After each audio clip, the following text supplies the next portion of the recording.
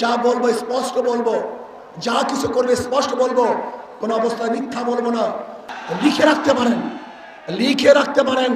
আমি আগেই বলে দিয়েছিলাম, যদি আমরা মুনাফিকি না করি, আমাদের কলিজা আমাদের কলব যদি ঠিক থাকে, আগামী ইসলাম হুকুমত হবেই হবে ইনশাআল্লাহ। লিখে রাখতে পারেন, লিখে রাখতে পারেন। আগামী সংসদ হবে ইসলামের সংসদ, আগামী সংসদ হবে কোরআন ও সুন্নাহর সংসদ। ইন্নাকা আলা খুলকিন আযীম।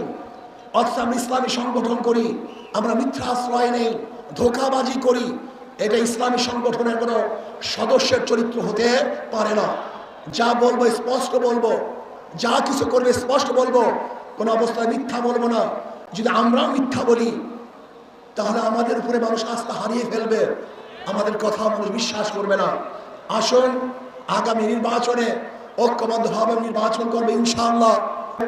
এই সমাবেশ দেখে একমাত্র জালেমরাই এবং চাঁদাবাজরাই তারা বেজার হতে পারে, তাদের মন খারাপ হতে পারে, কিন্তু যারা বাংলাদেশের উন্নয়ন চায়, উন্নতি চায়, তাদের আজকে খুশির আর শেষ সীমানায়, তারা খুশিতে বাগ বাগ হয়ে আছে। আসুন আমরা যদি ইসলামী দল করি, ইসলামী সংগঠন করি, মিথ্যা বলবো না, ধোঁকাবাজি করব না। আমাদের চরিত্র আখলাককে মজবুত করতে হবে। নবী আলাইহিস সালাতু ওয়াস সালামের ব্যাপারে আল্লাহ পাক বলেছেন, ইন্নাকা আলা খুলকিন আযীম।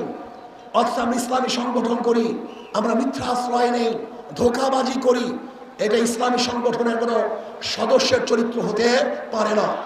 যা বলবো স্পষ্ট বলবো, যা কিছু করবে স্পষ্ট বলবো, কোনো অবস্থায় মিথ্যা বলবো না। যদি আমরা মিথ্যা বলি, তাহলে আমাদের উপরে মানুষ আস্থা হারিয়ে ফেলবে, আমাদের কথা মানুষ বিশ্বাস করবে না।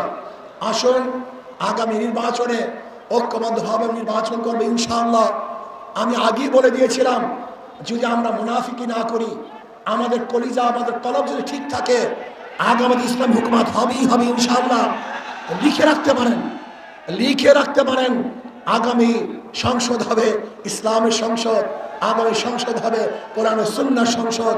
আল্লাহ আমাকে এবং আমাদের সবাইকে একই সাথে এক ও ন্যাক হয়ে ইসলাম হুকুমত কায়েম করার জন্য আল্লাহ পাক আমাকেও চেষ্টা করার তৌফিক দান করুন, আমাদের সবাইকে কবুল করে নেন। আমা আলাইনা ইল্লাল বালাগ। আসসালামু আলাইকুম ওয়া রাহমাতুল্লাহি ওয়া বারাকাতুহু।